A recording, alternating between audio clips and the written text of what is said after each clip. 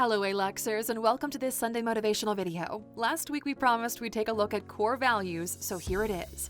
Our goal for today is to help you understand what values are, how to identify yours, and how to use them in the future. There are different kinds of values, such as social, personal, universal, moral, spiritual, cultural, etc. In order for you to take the most value out of this, we'll just jumble all of them together and pick the ones we found yield the highest return toward a well-lived life. Because values, when put to work, make up for a good life. Before we jump into the list, this is all you need to know. Values are decision filters in life. When it comes to making a choice, your values determine the option you'll go for. This is very different from goals or objectives. When you set a goal, your focus is shifted toward the outcome, toward external things. On the other hand, values shift the focus on who you are as a person and what the internal rules are you use to navigate the world. Values have a moral interpretation of how we do things. This is a very important difference that people who skip the intros to these videos will miss out on. So if you didn't skip the intro, hit the like button. It helps us to do what we do. Welcome to Alux.com, the place where future billionaires come to get inspired. If you're not subscribed yet, you're missing out. Number 1. Keep your word and be accountable. This isn't about you becoming Hokage or anything like that. It simply means that you have to do what you say you'll do. We live in a time where talk is cheap, even free, where words, plans, goals don't mean anything. Nobody is held accountable for what they say or even what they do. In this world, be different. There's a great quote by Jon Stewart that goes like this: "If you don't stick to your values when they're being tested, they're not values, they're hobbies." Deliver on your promises. Inspire others through your actions. Let the world know that you're reliable, that those around you can count on you to show up when you say you will. Be strong enough to admit when you've got it wrong, and don't just say you'll try to do better, even if it means embarrassment or feeling ashamed. Those feelings are temporary. Number 2. Tell the truth, or at least don't lie. The actual value people use for this is honesty, but honestly, this term gets thrown around so much it bears almost no meaning in professional conversations. So instead, we replaced it with Chapter 8 from Jordan Peterson's 12 Rules for Life. This one is the natural progression of the previous value we mentioned. Here's our fundamental take on this. Lies, no matter the size, create chaos, but truth restores order. The more chaos you have in your life, in your relationships, in your business, the more stress, unhappiness, and unpredictability it breeds. People get haunted by chaos they create their entire lives, never being able to escape it. And don't try to play games or do half-truths. Don't neglect to tell the truth when it was your duty to do so. And if you can't be the bearer of the light of truth, at least try not to lie. Number 3. Don't give up.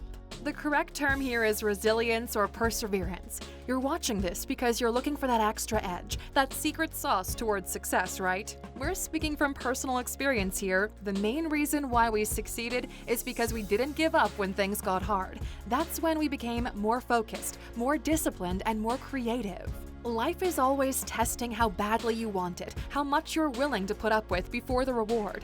Most people don't make it. Most people quit. Most people think the obstacle is too big. Are you most people? Not giving up doesn't mean keep doing what you're currently doing and obviously not moving in the right direction, but we'll touch on that at number 8. If this is really the life you choose for yourself, if just by listening to this your blood flows just a bit faster, how can you give up on something you wanted so badly?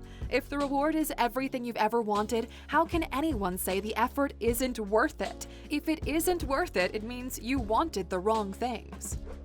Number 4. Be hungry. We still feel it ourselves. You probably feel it too. There's a hunger within you, a thirst for more. This feeling like this isn't what your life is supposed to be. This hunger you feel is part of who you are. This hunger will push you to work harder than your competitor, to work longer hours, to wake up 1 hour earlier. This hunger will push you to make the extra phone call, to send an extra email, to apply to one more job, to go to one more interview. People who don't have this hunger simply cannot compete with those who do. This is especially true if you were born in a poor country, because you know what it's like to want and not have. How do you expect anyone who is born having to want it more than you do? The moment you lose the hunger, you're no longer the predator. You become the prey. Number 5. Finding out is better than not knowing. A lot of people suffer from what-if syndrome. What if I fail? What if they make fun of me? What if all my fears of not being good enough get confirmed? These are hard things to deal with, but life is supposed to force you to grow, and you can't do it from comfort.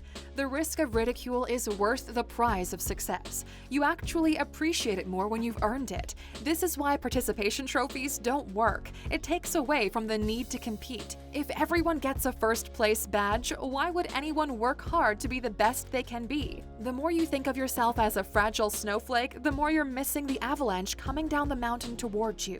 Look back on your life right now. You probably regret not doing more, not starting sooner, not telling that cute girl in class how you feel about her. These regrets keep playing in your mind while you lay at bed at night thinking, simulating what reality would have been like if you did things differently. The truth is, you didn't. The lesson is to not repeat these mistakes again. Some people don't go to the doctor because they believe what they don't know can't hurt them. But sorry to break it to you, cancer doesn't care what you believe, but the choice you're making could mean the difference between life and death.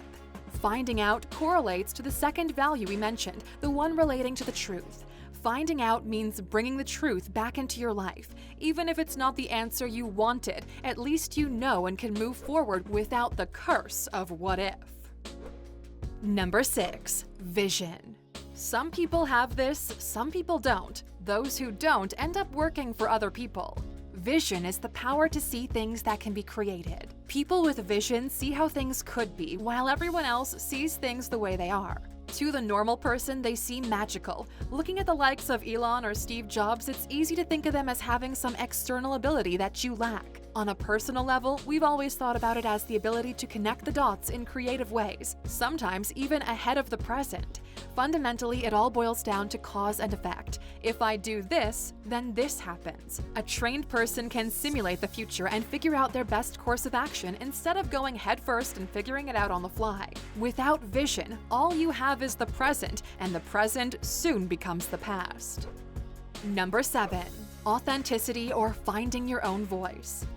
How many of you have seen this quote by Oscar Wilde going around on Facebook, Tumblr, Pinterest, or Instagram?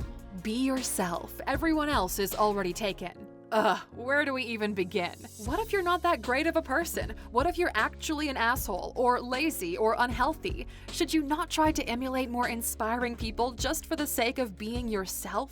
What's so great about this self we're so eager to put on a pedestal? Screw that version of yourself. If you're not a great person, tell the truth. Nobody's screwing you anyway. Here's how we've always looked at this. Be like other people until you can be better than them.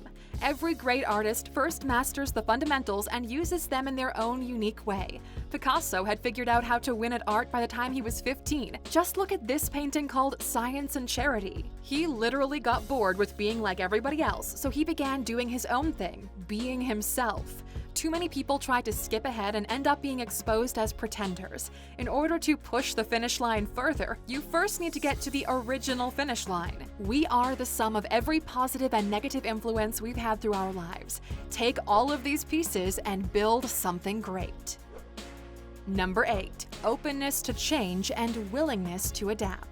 As much as we would love to get into Plato's The Last Days of Socrates, the fundamental truths of Descartes or Nietzsche, we would probably need a 40-minute video to do so on this point alone. So the best alternative we found to get the message swiftly across to you Aluxers is this Bear Grylls meme.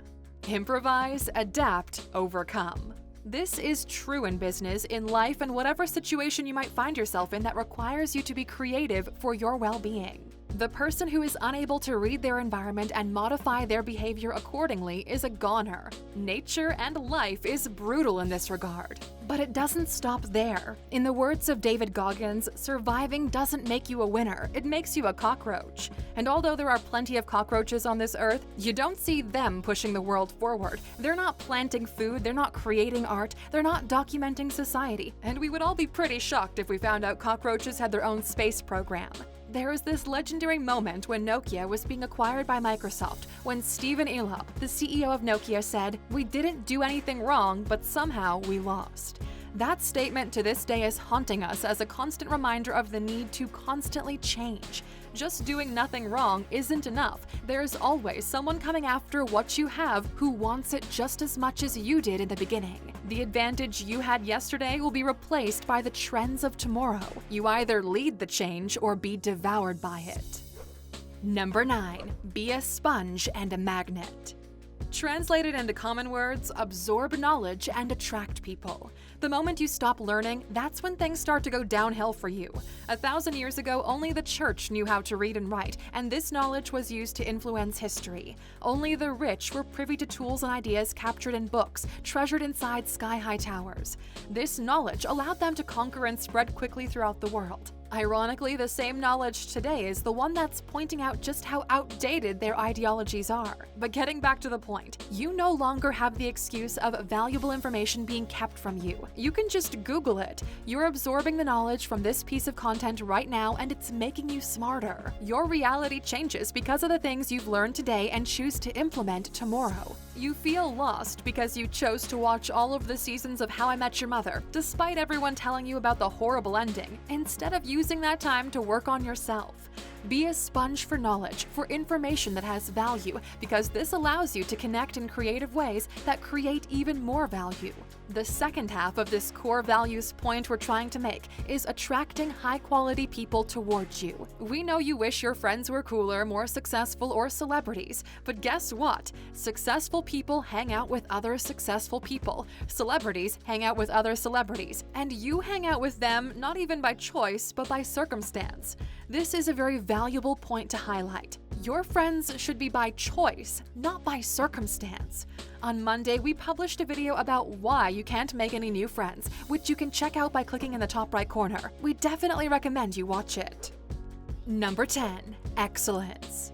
Believe it or not, it just didn't make sense to shoot for a list of 15 for this one, so excellence is our last core value. Very few people know what excellence stands for. Some might believe it's the best of the best. In the words of Beyoncé's husband, Sean Carter, excellence is being able to perform at a high level over and over again. Hitting the very top once isn't excellence. Getting lucky isn't excellence. There's a standard you need to set for yourself in terms of quality, in terms of performance, and delivering on expectations. What kind of standards have you set for yourself? Is excellence one of your core values? Every one of these Sunday motivational videos falls under our own excellence criteria.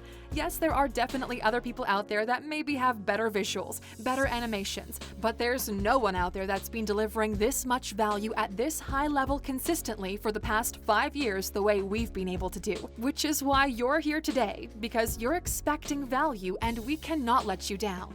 You're expecting us to deliver in a way that's easy to understand and relate to your own life, and we cannot let you down. Which brings us to today's question. How many of these values do you honestly abide by? Write it down in the comments. We promise not to bullshit you with sounds good doesn't work information, and we did. So be truthful. At least then you'll have a real place to start from. And as a thank you for watching this video until the end, you're getting an additional golden nugget. Progress is the most important.